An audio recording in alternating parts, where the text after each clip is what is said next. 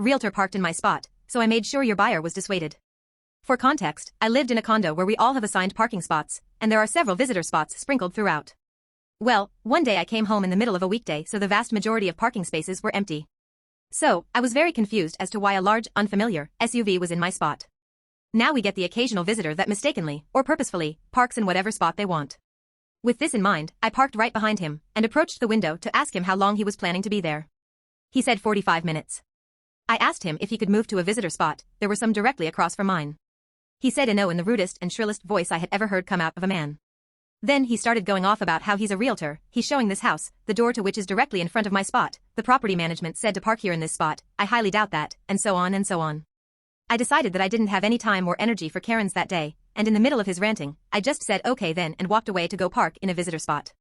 Rude people irritate me, especially if they're defending their shitty behavior. So I promptly took my revenge.